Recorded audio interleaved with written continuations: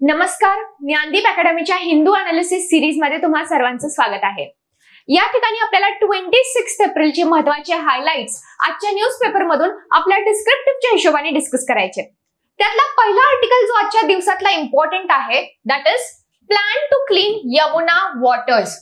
यमुना नदीला स्वच्छ करण्यासाठी टू क्लीन यमुना रिव्हर्स और to clean Yamuna waters what is the 3 years agenda planned by the government or the जल शक्ती ministry. तो एक अजेंडा आपल्याला समजून घ्यायचा आहे, डिस्कस करायचा आहे। What is the infrastructural insight, what is the propositional insight into the issue. त्यासोबत N4G याचा अर्थ काय, nutrition for growth. So here we are going to discuss about nutrition किंवा माल न्यूट्रिशन मधला डिफरन्स काय आहे। How can you adequately define nutrition. Nutrition आणि sustainable diet किंवा सस्टेनेबल फूड प्लॅन हा कसा डिफाइन केला जाईल याच्याबद्दल आपण या ठिकाणी डिटेल्ड अनालिसिस करणार आहोत। So nutrition for growth summit याबद्दल आपल्याला चर्चा करायची आहे त्या ठिकाणी।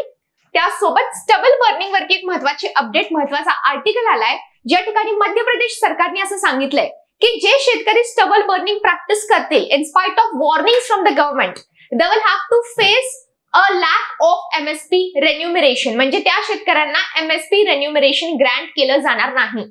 त्यासोबत इन्क्लुसिव्ह पॉलिसी फ्रेमवर्क बद्दल एक आर्टिकल आलाय ज्या ठिकाणी आपल्याला इन्क्लुसिव्ह पॉलिसी प्लॅनिंग और डिसिजन मेकिंग याबद्दल काही प्रिन्सिपल्स डिस्कस करायचे। So let us begin with our today's analysis session. The very first article for the day, plan in motion to tap Ganga water to clean Yamuna in Delhi. आता या ठिकाणी agenda किंवा proposed plan काय आहे समजून घेऊया।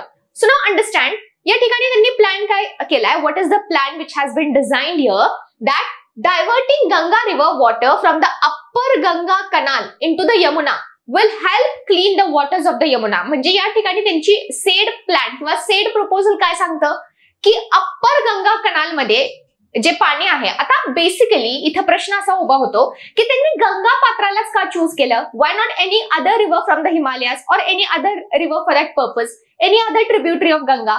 तर त्या ठिकाणी याचं कारण असं आहे की upper Ganga canal has plenty volume of water।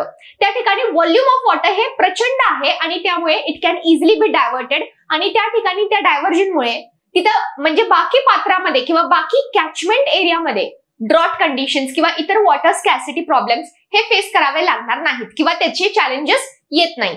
So ultimately that is the reason why they have chosen upper Ganga canal, because it has plenty volume of water.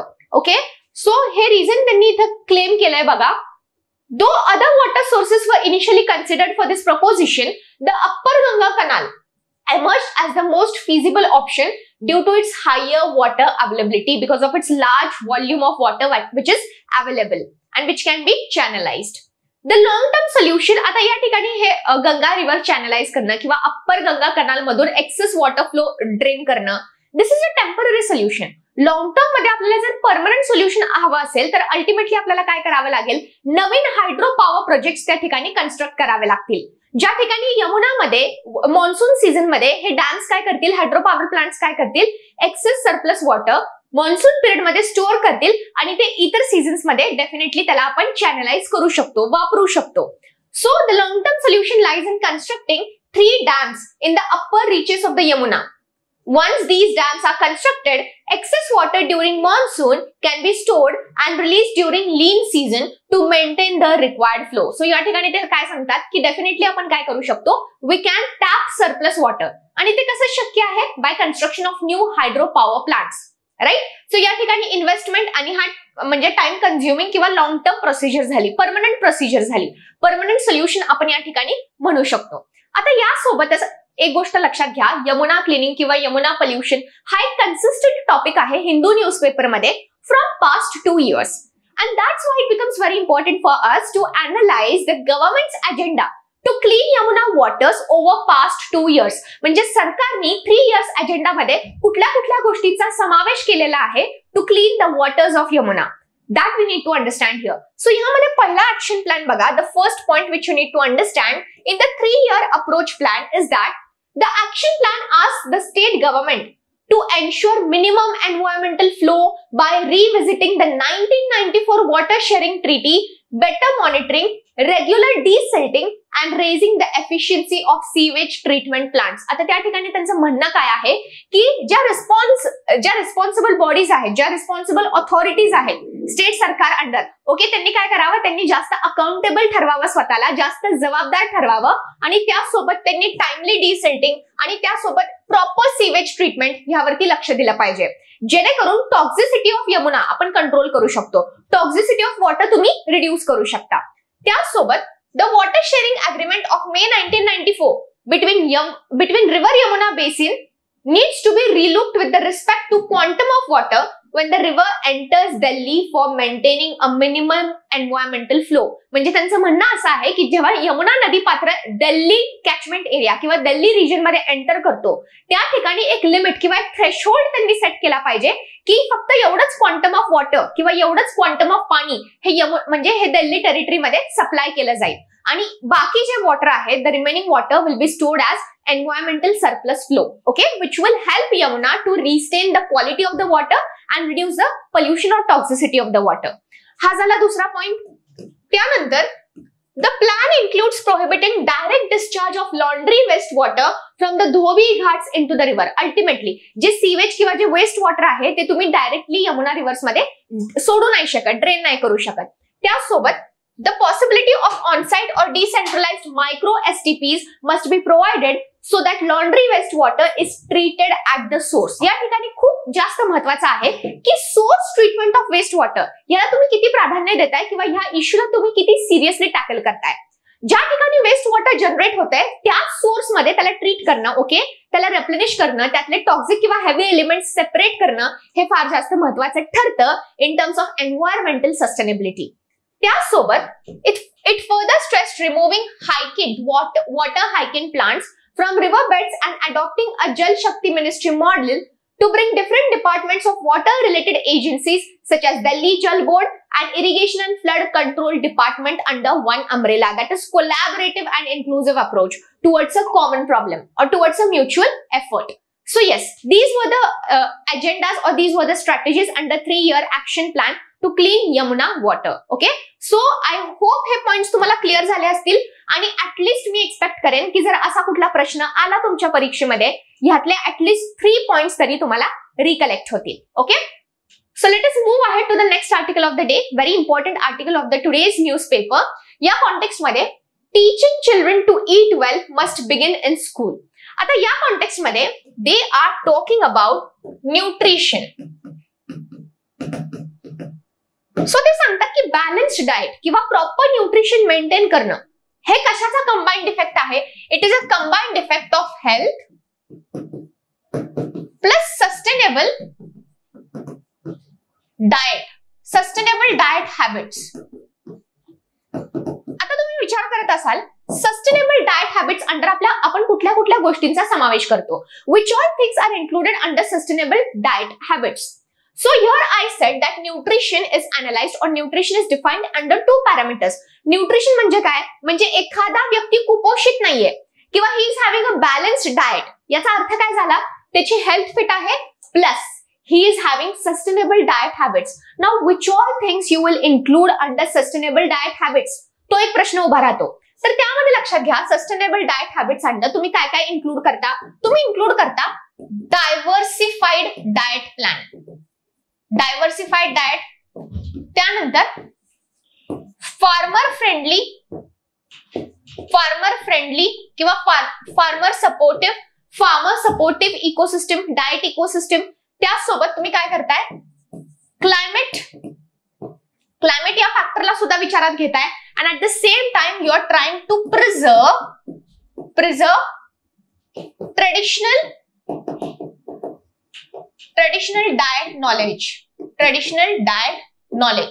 आता एक गोष्ट मी समजावून सांगण्याचा प्रयत्न करेन. या ठिकाणी मी म्हटलं की सस्टेनेबल डाएट हॅबिट्स त्यामध्ये कुठल्या गोष्टी आल्या.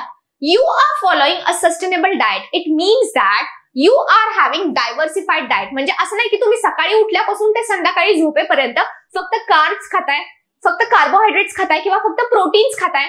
तुमची डाएट ही बॅलन्स्ड असली पाहिजे in terms of the essential nutrients.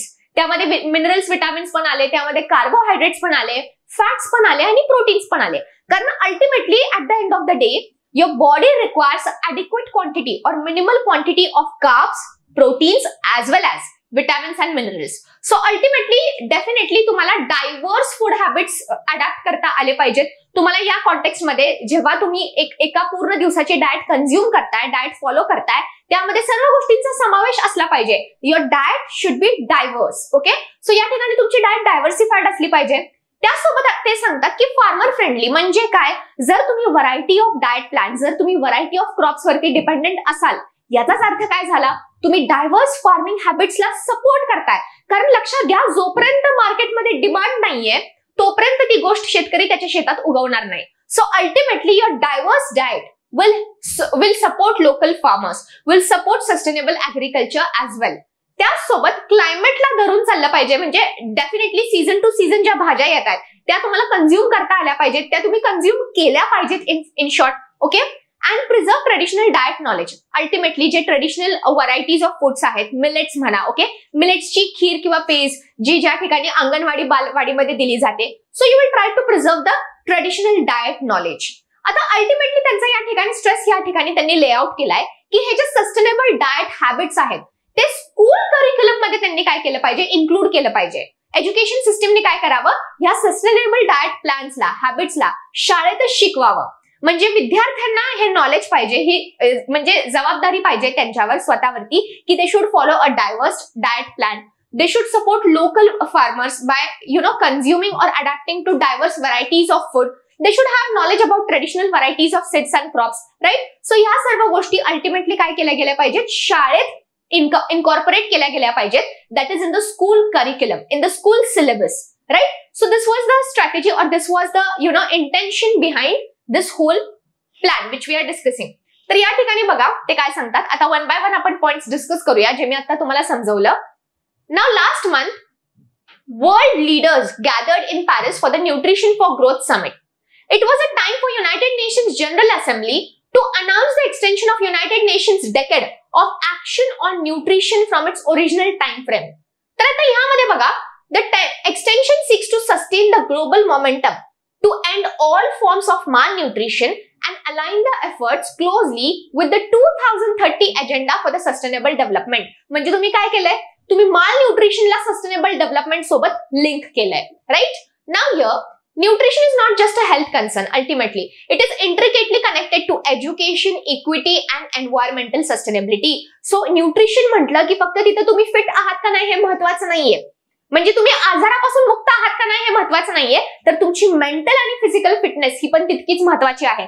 कारण if you will not have a nutritious diet, ultimately it will affect your mental health, it will affect your mental stability, right? So या context मध्ये education महत्वाचं आहे, awareness knowledge महत्वाचं आहे, equity आणि environmental sustainability म्हणजे जे ऍस्पेक्ट्स आता आपण डिस्कस केले ते इनकॉर्पोरेट करणं पण गरजेचं आहे. नाउ या ठिकाणी ते काय सांगतात, global nutrition efforts have rightly focused the first 1000 days of life. पण या ठिकाणी आपण काय केलं पाहिजे, आपण फर्स्ट 4000 डेज ऑफ लाईफला टार्गेट केलं पाहिजे. याच्यामुळे काय होईल, पिरियड ऑफ ऍडल्संट ग्रोथ स्पर्टला पण आपण टार्गेट करतोय, जो नाजूक पिरियड असतो ज्यावेळेस रॅपिड फिजिकल, इमोशनल आणि बिहेवियरल चेंजेस होतात, हॉर्मोनल चेंजेस पीक मध्ये असतात. सो त्या स्पॅनला पण आपण काय केलं पाहिजे, ट्रॅक केलं पाहिजे किंवा तिथपर्यंत आपण न्यूट्रिशन किंवा बॅलन्स्ड डाएट हा स्ट्रॅटेजिकली प्लॅन केला पाहिजे, because that is a sensitive time phase. त्या ठिकाणी तुमची डेफिनेटली बॉडीमध्ये hormonal changes, physical changes, emotional changes होत आहेत, राईट? सो त्यासोबत a side event focused on the theme learn to eat well, biodiverse diet and youth as agents of change. आता यामध्ये काय म्हणतात की go beyond counting calories and help children make choices that are good for themselves and the planet. म्हणजे हे काय stress म्हणजे कुठल्या गोष्टीवरती स्ट्रेस ले डाऊन करण्यात आलेला आहे की या कॉन्टेक्स्ट मध्ये त्यांचं म्हणणं असं आहे की फक्त तुम्ही बॅलन्स्ड डाएटला कॅलरीजच्या हिशोबात मेजर करू नका, तर त्यामध्ये न्यूट्रिशनच्या डेफिनेशन मध्ये तुम्ही कुठल्या गोष्टी समाविष्ट केल्या पाहिजेत. Definitely the people or the student should be able to make choices की कुठली डाएट त्यांच्यासाठी ॲडिक्वेट आहे, कुठली डाएट किंवा कुठले फूड हॅबिट्स त्यांच्यासाठी हेल्दी आहेत, त्यांनी कुठल्या गोष्टी कंझ्युम केल्या पाहिजेत, कुठल्या गोष्टी अवॉइड केल्या पाहिजेत. सो याबद्दल म्हणजे तुम्ही म्हणू शकता नॉलेज किंवा अवेअरनेस हे शाळेय लेवल पासूनच त्यांना काय केलं पाहिजे, दिलं पाहिजे. नाव इम्पॉर्टन्स ऑफ डायटरी डायव्हर्सिटी. नाव की कॅज्युअलिटी इज डायटरी डायव्हर्सिटी. जसं मी म्हटलं की आजकालच्या फूड इटिंग हॅबिट्स मध्ये एक्स्पेशली इन यंग चिल्ड्रन और growing adolescent people the diverse diet plan is missing. People are dependent on a specific variety और specific type of food. तर तसं न होता आपण काय केलं पाहिजे, we should adopt a diverse diet plan, ज्या ठिकाणी आपण मल्टिपल सोर्सेस किंवा मल्टिपल इनकॉर्पोरेंट्स वरती अवलंबून आहोत. आपण एग पण कंझ्युम करतोय किंवा तुम्ही मिल्क पण कंझ्युम करताय, ज्यातून तुम्ही कॅल्शियम मिनरल्स कंझ्युम करताय. You are also dependent on green leafy vegetables. You are also consuming rice और चपाती, ज्यातून तुम्हाला कार्बोहायड्रेट्स भेटतात. सो या ठिकाणी तुमचं डाएट कसं असलं पाहिजे, डायव्हर्सिफाईड असायला हवं. यू आर ऑल्सो कंझ्युमिंग फ्रुट्स, ज्यातून तुम्हाला प्लेंटी ऑफ अँटीऑक्सिडंट्स आणि विटॅमिन्स भेटतात, राईट. सो या ठिकाणी in many places including cities and villages most children do not incorporate diversified diet, which harms their health and reflects deeper problems in our food systems and education. Poor diets are linked to malnutrition, childhood obesity, chronic diseases such as diabetes and mental health issues. So ultimately improper diet किंवा balanced diet नसणं याचा परिणाम तुम्हाला कुठल्या स्वरूपात दिसू शकतो. लहानपणी ओबेसिटीचे प्रॉब्लेम्स, ओके, मोटापाचे problems, chronic diseases, right. At the same time mental health issues. जसं मी म्हटलं की if you are not having nutritious food, ultimately it will affect your mental abilities, it will affect your cognitive abilities as well. Research shows that almost 70% preventable adult diseases begin with habits formed in childhood, especially eating habits. म्हणजे त्यांचं म्हणणं असं आहे की 70% diseases जे तुम्ही avoid करू शकता, प्रिव्हेंट करू शकता, ते का इन्कॉर्पोरेट होतात, because of the eating habits और because of the dietary habits जे तुम्ही लहानपणी डेव्हलप केलेले असतात. सो अल्टिमेटली अर्ली एजेसमध्ये, अर्ली चाइल्डहुड एजेसमध्ये प्रॉपर बॅलन्स्ड किंवा न्यूट्रिशियस डाएट अडॉप्ट करणं हे फार जास्त गरजेचं ठरतं. Now we need a structured and age-appropriate curriculum that goes beyond food groups and includes lifestyle habits and environmental awareness. जसं मी सांगितलं की शाळेमध्ये जेव्हा शिक्षक शिकवतील मुलांना, त्या शिकवण्याच्या पद्धतीमध्ये एक स्ट्रॅटेजी असली पाहिजे, एक प्लॅन असला पाहिजे. तो म्हणजे काय की अल्टिमेटली तुम्ही एक करिक्युलम प्लॅन करा, डिवाइस करा, ज्या ठिकाणी तुम्ही काय करताय, म्हणजे तुम्ही डेफिनेटली एव्हरीडे लाईफस्टाईल हॅबिट्सला कन्सिडर करून त्या अकॉर्डिंग डाएट प्लॅन्स किंवा कुठल्या गोष्टी तुम्ही कंझ्युम केल्या पाहिजेत, कुठल्या गोष्टी तुमच्या डाएटमध्ये असल्या पाहिजेत, याबद्दल तुम्ही विद्यार्थ्यांना काय करताय, स्टुडंट्सला काय करताय, एज्युकेट करताय, अवेअर करताय, right. Now these diets will provide better nutrition, support local farmers, okay, reduce environmental impact. जसं की डेफिनेटली काही क्रॉप्स असे असतात जे एक्सटेन्सिव्हली जर तुम्ही कल्टिवेट करत गेला किंवा त्याची डिमांड, फक्त त्याचीच डिमांड जर वाढत गेली तर त्या ठिकाणी ग्रीन हाऊस गॅसेसचं प्रमाण वाढत जाईल. Example methane emission in the fields. Ultimately so that is important to have a diversified cropping pattern as well and preserve traditional food knowledge. So these are the positive impacts of sustainable diet plan or sustainable education on healthy nutritious diet, right? So हा context खूप जास्त महत्वाचा होता. बऱ्याच दिवसानंतर असा एक informative editorial आपल्या पेपरमध्ये आलाय आणि त्यातून मॅक्झिमम कंटेंट, फॅक्च्युअल कंटेंट हे ग्रास्प करणं तुमच्यासाठी महत्वाचं ठरतं, right. So I hope it was useful for you all and we move ahead to the next article of today's newspaper. That is basically it is talking about the impacts or the measures taken to curb the incidences of stubble burning. आता या ठिकाणी मध्य प्रदेश सरकारने काय announce केलंय की farmers burning stubble in Madhya Pradesh won't get benefits of government schemes or MSP benefits. So या ठिकाणी मध्य प्रदेश सरकारने काय सांगितलं की जे शेतकरी स्टबल बर्निंग इन्कॉर्पोरेट करतील, प्रॅक्टिस करतील, त्यांना MSP under, MSP scheme under, that is minimum support price under benefits grant केले जाणार नाहीत. आता यामध्ये definitely it becomes important for you all to understand what are the negative effects of stubble burning.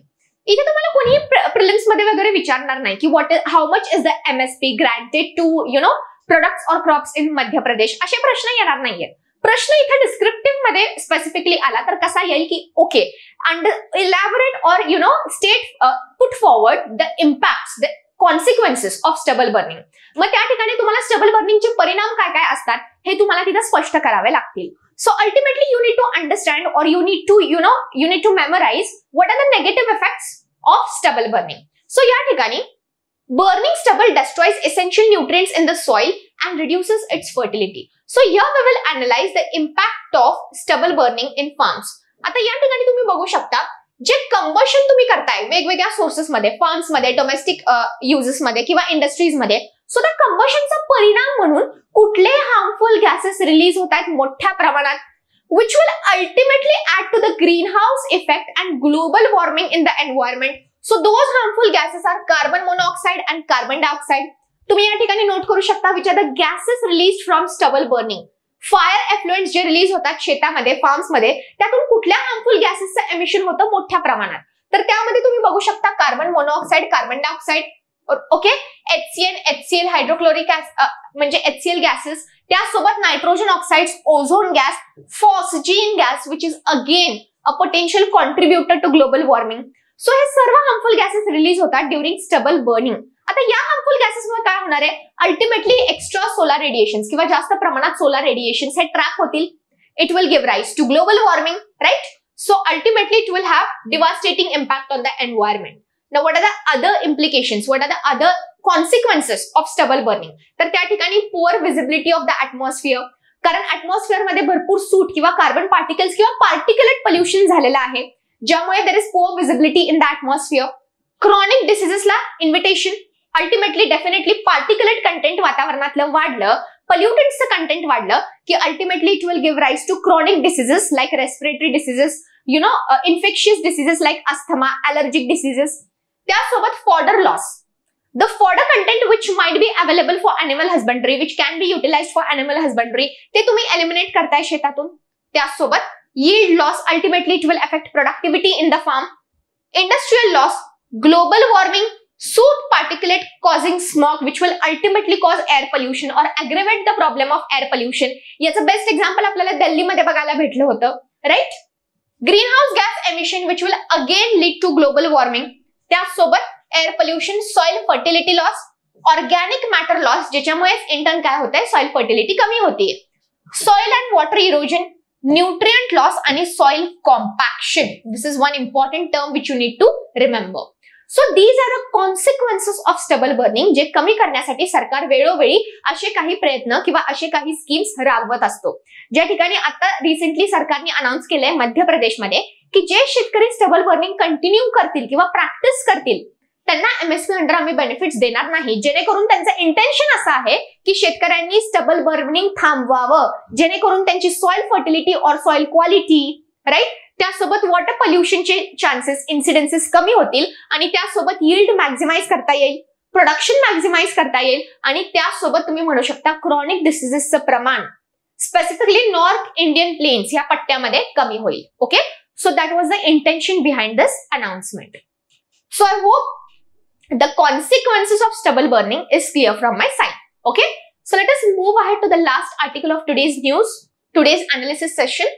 या ठिकाणी आपण policy framework that fosters inclusivity in startups is need of the hour. आता ज्या ठिकाणी तुम्ही कुठलं एंटरप्रेन्योरशिप करताय, एखादा नवीन प्रोजेक्ट किंवा बिझनेस सुरू करताय, त्या बिझनेसेस मध्ये, त्या पॉलिसी फ्रेमवर्क मध्ये कुठल्या व्हॅल्यूजला तुम्ही गृहीत धरलं पाहिजे, कुठल्या कॉम्पोनंट्सला तुम्ही कन्सिडर केलं पाहिजे while planning your business or while starting your entrepreneurship. Okay, so त्याबद्दल हे आर्टिकल आपल्याला इन्फॉर्म करते. So let us understand what the article has to say.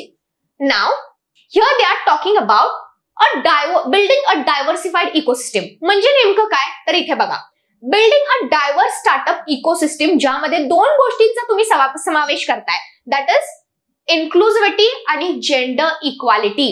when you're starting a business, okay, when you're starting a particular business, for that purpose you should have inclusive approach. that is त्या business मध्ये जो working class आहे, जे labour आहेत किंवा जे हाय म्हणजे तुम्ही म्हणू शकता की मोठ्या हुद्द्यावरते जे व्यापारी किंवा जे लोक तुम्ही त्या ठिकाणी एम्प्लॉय करणार आहात, प्रत्येकाचा विचार तुम्ही केला पाहिजे, प्रत्येकाला फायदा होईल हा तुम्ही पाहिला पाहिजे. सो जेंडर इक्वालिटी हे पण मस्ट आहे. At your working place, at your business, business environment, there should be gender neutrality or gender equality. असं तुम्ही म्हणू शकता. They discuss the power of inclusive technology, role of academic institution in fostering the same. आता त्यांचं म्हणणं असं आहे की जर तुम्हाला असे बिझनेसेस सेटअप करायचे भारतामध्ये, तर अल्टिमेटली असे बिझनेस मॉडेल्स डेव्हलप करण्यासाठी अशा अकॅडमीज किंवा इन्स्टिट्यूशन्स तुम्ही उभे करा. जे इन्स्टिट्यूशन्स काय करतील, असे सक्षम एंटरप्रेन्योर्स उभे करतील जे त्यांच्या बिझनेस मॉडेलमध्ये इन्क्लुसिव्ह आणि जेंडर न्यूट्रल व्हॅल्यूज इनकॉर्पोरेट करू शकतील. सो हे शक्य करण्यासाठी first you need to develop institutions और academics which build or which foster such entrepreneurs. अल्टिमेटली तुम्ही बघा, तुम्ही जर एखाद्या फील्डमध्ये डेफिनेटली तुम्हाला तितके एलिजिबल डॉक्टर्स पाहिजेत किंवा तितके एलिजिबल इंजिनियर्स पाहिजेत, तर अल्टिमेटली तुम्ही ग्राउंड लेवलवरती विचार करता, म्हणजेच मेडिकल कॉलेजेसमध्ये किंवा इंजिनिअरिंग इन्स्टिट्यूशन्समध्ये किंवा तुम्ही म्हणू शकता डेफिनेटली युनिव्हर्सिटीजमध्ये आपल्याला बदल घडवले पाहिजेत. Same is the situation here.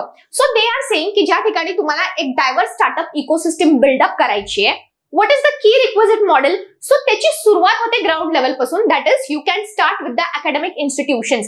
जे अकॅडमिक इन्स्टिट्यूशन्स तुम्ही उभे करताय त्यामध्येच असे प्रिन्सिपल्स किंवा अशा शिकवणी त्या ठिकाणी तुम्ही स्टुडंट्सला किंवा अकॅडमियन्सला द्या, जेणेकरून फ्युचर मध्ये जाऊन ते ह्या गोष्टी एक्झिक्यूट करतील त्यांच्या बिझनेस मॉडेलमध्ये. So speaking on the challenges faced by persons with physical disabilities and the role of innovations through assistive technology in empowering them. So या ठिकाणी definitely they have also talked about the physically disabled people. आता या ठिकाणी ते काय सांगतात पहा, the number of startups has grown from 10 or 15 to a vibrant ecosystem of 500 startups which have changed lives and enabled people with disabilities to gain better accessibility. So they have stated the example of Tamil Nadu, ज्या ठिकाणी तामिळनाडू स्टेटमध्ये definitely 10-15 पासून ते 500 एंटरप्रेन्योरशिप्स sponsor करण्यात आलेले आहेत किंवा develop करण्यात आलेले आहेत, जे फिजिकली डिसेबल्ड लोकांना सुद्धा ऑपॉर्च्युनिटी देतात, त्यांना पण एक संधी देतात समाजासाठी कॉन्ट्रीब्युट करायला, ओके, किंवा त्यांच्या पायावरती उभं राहायला.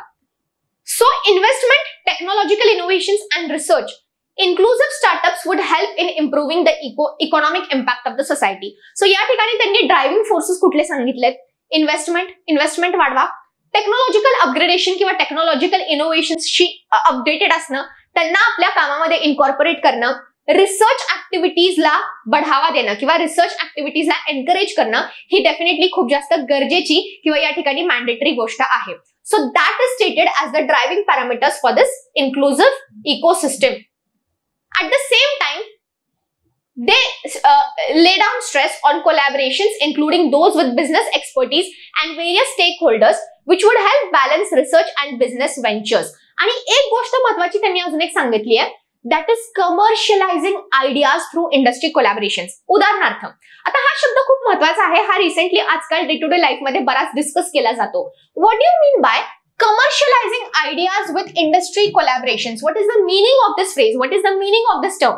तर इथे समजून घ्या, आयडियाज कमर्शियलाइज करणं म्हणजे काय? फॉर एक्झाम्पल, एखाद्या व्यक्तीकडे खूप एखादी युनिक आयडिया आहे, पण ती आयडिया त्याच्या बिझनेसमध्ये रूपांतरित करण्यासाठी त्याच्याकडे पैसा नाहीये, तर त्यांनी काय केलं, एखाद्या प्रायव्हेट एंटरप्रेन्योरशिप किंवा प्रायव्हेट कंपनी किंवा इंडस्ट्रीकडून कोलॅबरेट करण्याचा विचार केला. म्हणजे त्यांनी काय सांगितलं की मी ही आयडिया शेअर करतो, तुम्ही माझ्या आयडियामध्ये इन्व्हेस्ट करा, आपण 60-40 मध्ये पार्टनरशिप डील करू, राईट?